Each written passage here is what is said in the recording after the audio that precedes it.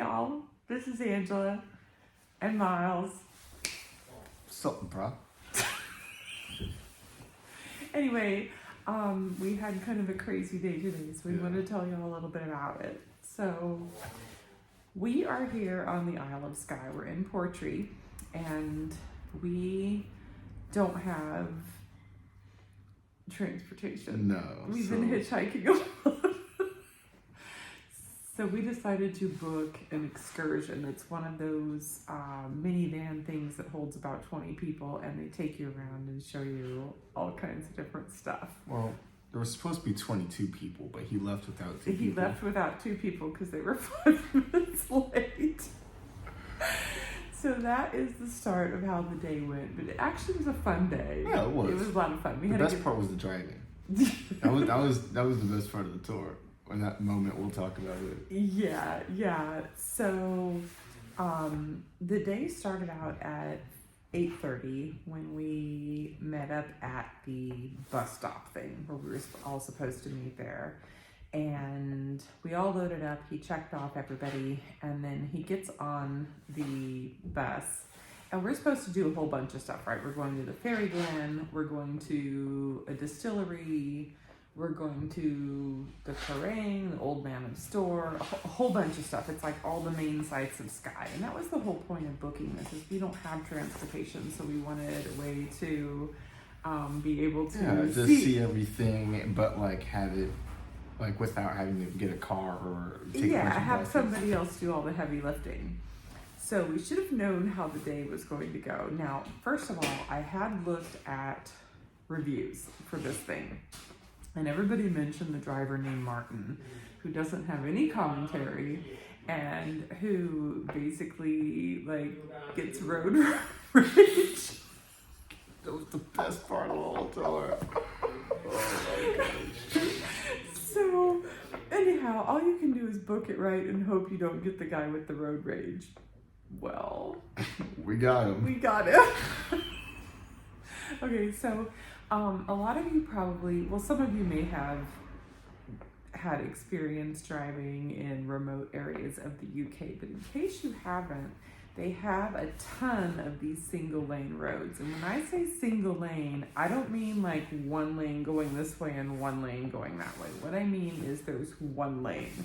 There's literally a paved large bike path kind of thing. And every once in a while, as you're going down these things, they have like a divot that goes like this. And so here you drive on the left side.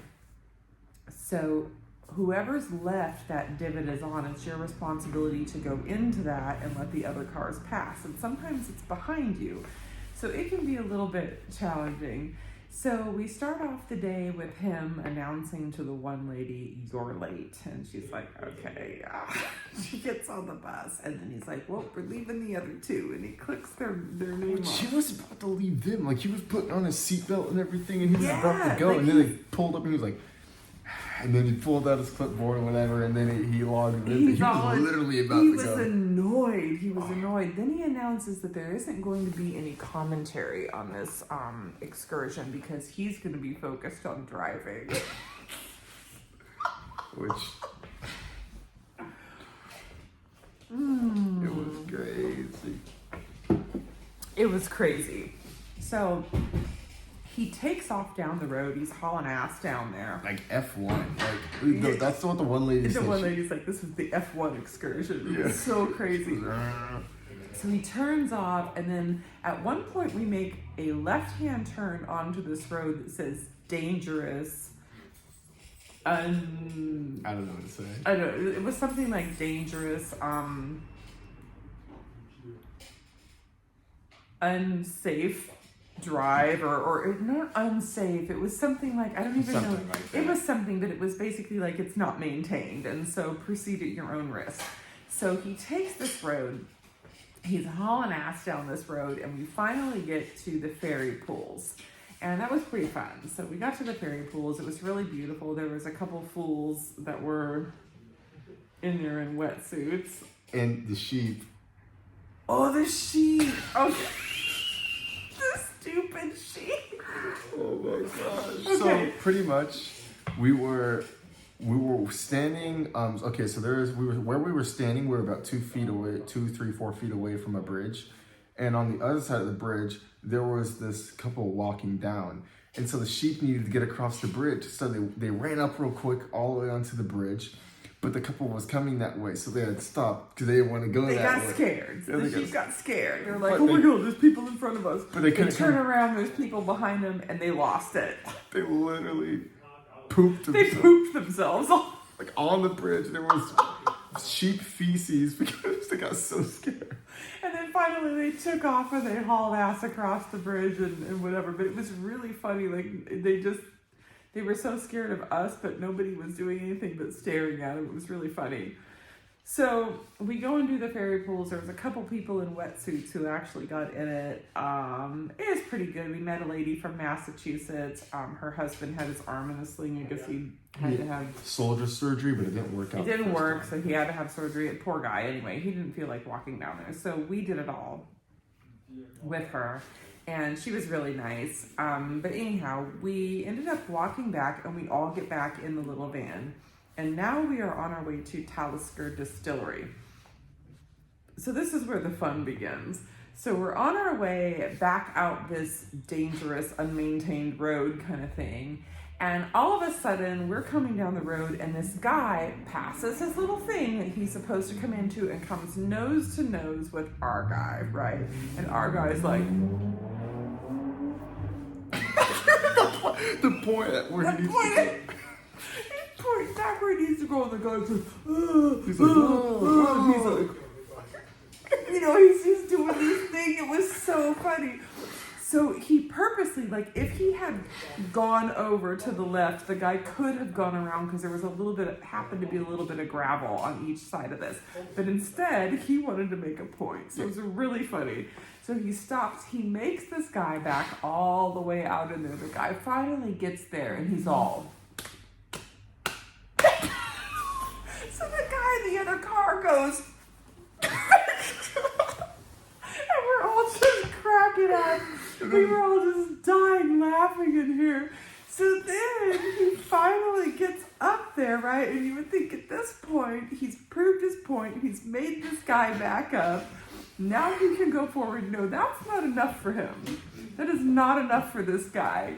He then rolls down his window. And the other guy rolls down his window. The other guy rolls down his window. We think they're about to have words, and our driver hands him this pamphlet for the rules of the road on driving on a single lane track. Not a single one of them said a word to each other. They just both rolled down their window, and he took the pamphlet. Then off he went. Off he went. So we were just dying laughing. So off we go. We get to Talisker Distillery, and it was actually kind of really cool. You go into this distillery, which looks pretty industrial on the outside, but you go inside, and it's super posh. Like, they have this whole shopping center with, like, the gold hand carts. Yeah. And all of this crazy whiskey you can try. And one of them was like 85 pounds for a shot. Oh, it was yeah. Crazy. He said it was like the best whiskey in the world or something. Yeah. So he claimed. Yeah. So he claims. I kind of like the peaty ones a little better. So I guess it just depends on what your taste is. But anyhow, the lady from Massachusetts bought me a shot of whiskey. So that was fun.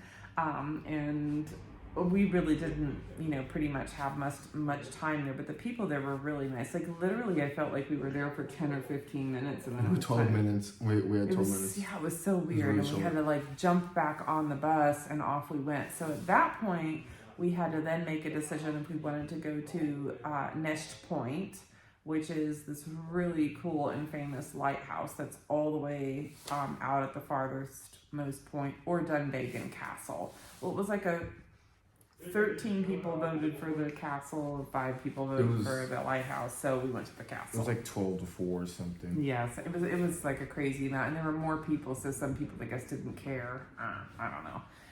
So we go to the castle. The castle was really cool. I mean, was really cool. All the castles we've gone to are actually fantastic. It's just really neat to see, like, these old places that these families have just owned for centuries, and just all the cool things about it. Was there anything you liked the most about the castle? The ugly woman. Oh, okay. We just have to leave it at ugly woman. Yeah. Yeah. But it was a painting. It wasn't an actual. It was a painting. I mean, it was an actual person, So- but she long dead. It was just like I looked at it and I was like, ugh. And then he looked at it and he was all, ugh. It's just like, and you would think a painting, right? Like, the guy's probably tried to make her look as good as he can, like, and still look like her, and it was so bad. It was bad. I just came to the conclusion maybe he wasn't a very good painter because it looked really bad. So bad. I took a This long picture man face. of this horrendous she-devil looking thing. I mean, it's horrible. It's horrible to say that. She was just very unattractive. Really? And there's this painting of her right there, and she's all Long man face. it was bad. I was really enjoying, I love rhododendrons, and there were some really beautiful rhododendrons there. So at one point there's this sign, rhododendron garden. I'm so excited. We're gonna go to this rhododendron garden. We get there, not a single rhododendron. Okay, well, there was rhododendron shrubs, but there was no actual blooms on any of these things. But there were in other parts. So we went back to a couple of shops, and then there was a little cafe, and the cafe was nice. We had a little treat, little mochas, and I had a Americano, which is the closest thing you can get to an actual cup of coffee here. And, then we were pretty much ready to go, but we had like an hour left. So it was really bizarre. Like, we would have rather have had like maybe another half an hour at the distillery to just kind of chill out. And our driver was sleeping. He was sleeping in the bus. Deraging, He was deraging. Yeah. That was pretty funny. So after Dunvegan Castle, we headed out to Uwick, which is actually where we're going to be going tomorrow. Tomorrow morning, we're taking the bus out to Uwick, and we're going to get on the ferry and go to the Outer Hebrides. So the adventure gets even more remote tomorrow. But on the way there was a side tour. Oh, the Fairy Glen. We went to the Fairy Glen. Yes. Yeah. So we were almost there, and we took a detour and went to the Fairy Glen, and that was really cool, but it was extremely windy and extremely cold. It was really cold. Yeah, I was up at the top of the fairy castle. It was cool. And I I got had some to, pictures of them. Well, I mean, you were literally rock climbing up there. Yeah. Just free rock climbing up to the thing. And there was like a gap about,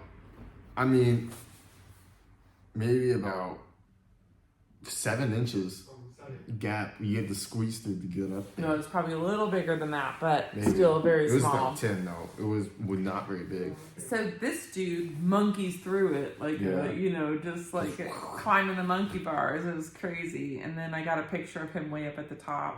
It was really cool. I wanted to go out to the ledge, or like you can get the best view, but the wind, man, I was definitely gonna fall off of that thing. Then the guy says people fall all the time and just bust ass all the way down. And it's not like a hill, it's a cliff. It's like a cliff with rocks and stuff. It's pretty funny. There's no rocks. I mean, there is rocks in there, but it's mostly grass. Maybe not on that part. Yeah, it was pretty windy and it was pretty chilly. So fortunately, they dropped us at the top. We had a little bit of a climb, and then it was just downhill back to the van. Yeah. So that was kind of fun. So then after that, we went over to Uwick, and we had a chance to get yet another pastry and coffee. There was a beer brewery there too. So a lot of people went over there, but I'm not a beer drinker, so we just kind of opted for the pastry. Yeah. But it was kind of cool because we also saw where we're going to be going in the morning. So that was kind of neat to have like a preview of it. So from there, we head out of this thing, and it's like literally one of those switchback road things, and so it's the same thing again. It's a single lane road. We can't get through. There's multiple cars, but we finally, every time the sign says slow down, he speeds up. Yes, it would be like caution, slow. So there is this. You're going over the hill, where you could like feel your body lifting up off the seat. Going. He was hauling ass. It was so crazy. So after that, we went to the Kerrang, which is amazing. It's this beautiful, gorgeous place. I mean, that was probably our best pictures of the whole day. Was the Kerrang. It was crazy. And then we went to like the Kilted Cliff, which is basically a cliff that the way the rocks have sheared off, it kind of looks like a folded kilt. And that was pretty cool. So while we're there, this dude has this selfie stick. I thought it was gonna fall. I thought he was gonna lose it. It was a 360 GoPro camera. Okay, so he's got it on this stick, like a selfie stick, and he starts, pushing it out there. And pretty soon it's like 3-4 feet in the air, and then he just keeps going. Like 7 foot. Next thing you know, this thing is like 12 feet in the air. It's super windy. We're like, it's going in the ocean. It's going in the ocean. But it never did. It was just like bobbing up and down. And he's going to lose it. He's going to. But he managed to hang on to it somehow. It was just pretty crazy. So after that, back on the 1-lane road again, hauling ass. I mean, this was like Mr. Toad's wild ride. It was so crazy. And the whole time, there was this couple next to us, an older couple, and the guy, you could tell when he was driving really crazy because the guy would start holding on with He would like hold on so tight. It was, oh my gosh. Like a Disney roller coaster. It was like a roller coaster. And the ladies in the back, this is the F1 bus. I'm like, remain seated, please. Keep your hands and arms inside the car at all times. It was so bad. He was just crazy.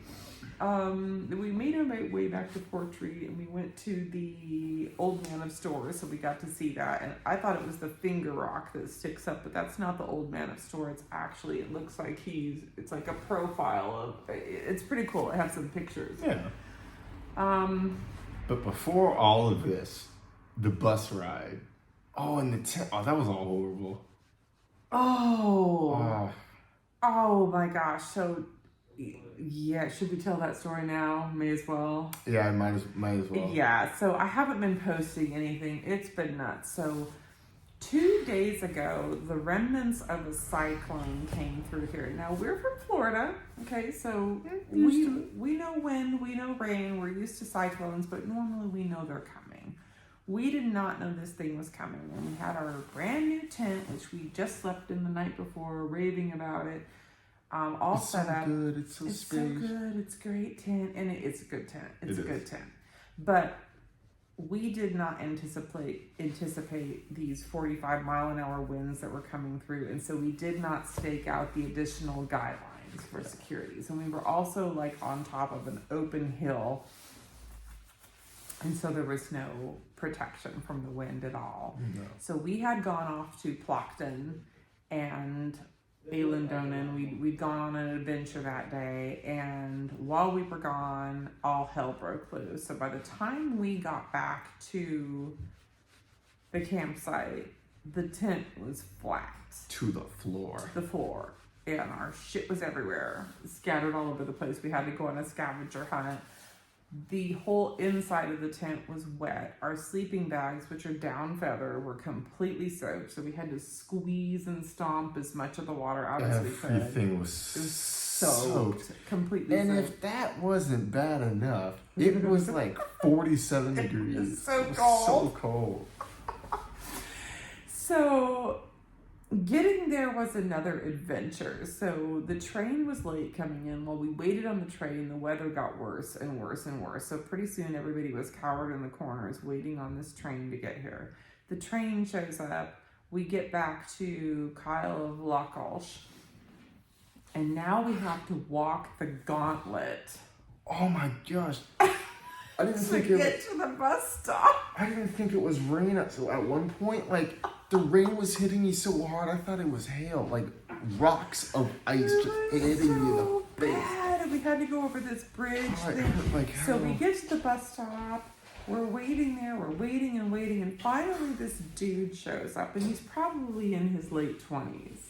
Yeah, late mid-20s. Yeah, he's a young guy. He's the bus driver, and he's raring to go. Oh yeah, I've been in this stuff. Sometimes I've had to stand up and pull the wheel sideways just to keep it on the thing, and we're just like, okay, sometimes it's still going that way. Still going side. We're just like, okay, but we can always slow down. Oh, I got places to go. And so we're the only ones on this bus, and he has to go over a flat bridge and then an arched bridge to get to the Isle of Skye. Like, we have to go over this. We have to cross the water to get there.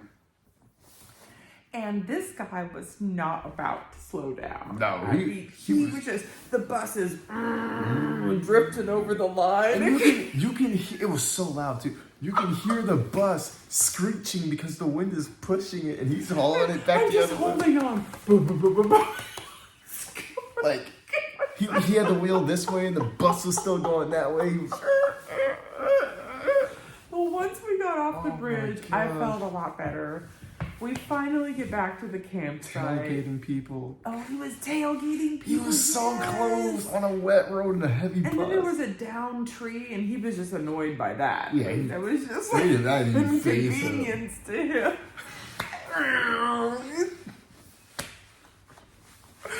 Oh my god. So we get back there, we find all our crap is there, we evaluate the situation, and now we are trying to squeeze the water out of these sleeping bags. Problem is, I need cash in order to make these machines work, and I don't have cash. Yeah. So I go to the front office, I see if they can do some kind of like cash back or coins for the laundry or whatever. I'm like, listen, I have to get these sleeping bags dry. Like, if nothing else, we have to have dry sleeping bags or we're not going to be able to sleep tonight. So there was this sort of shelter thing up on the hill, and it's basically just a cement platform with this kind of metal shed thing, but it was secure. Yeah. It had some like windows in it and everything. It was very secure, but we had nothing to sleep in, so this was going to be a problem. So the guy offers to give me like 10 pounds in coins so that I could dry this stuff out, but I really didn't want to owe him money. So I'm like, well, if you can just call a cab, like I can go to the ATM in town, get some money out, that'll be fine.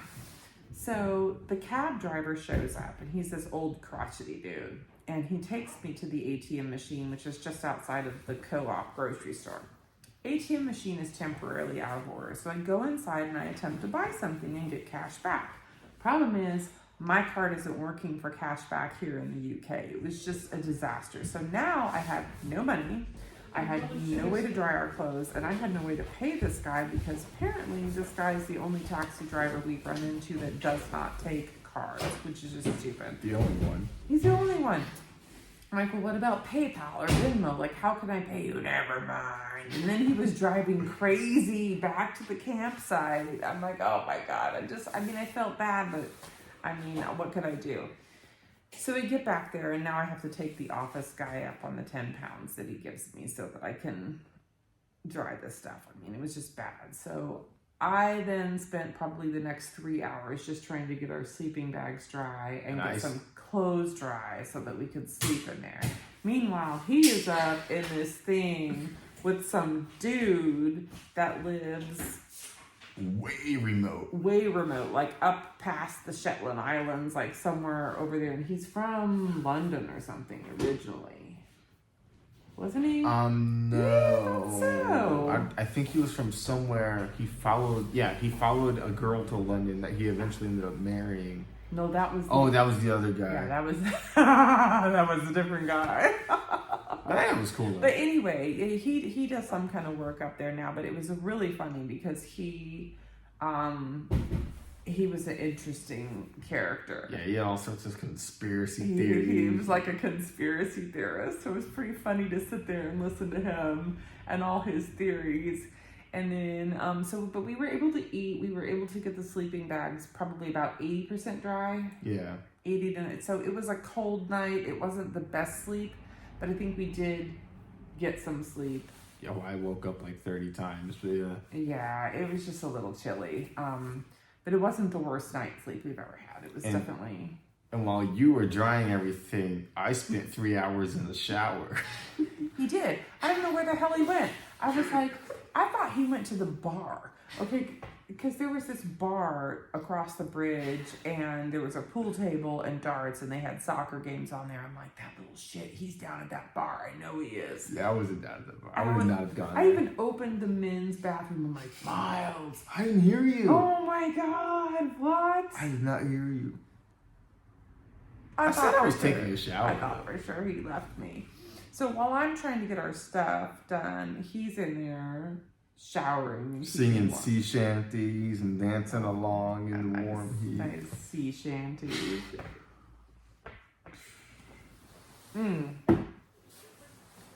So that was that night.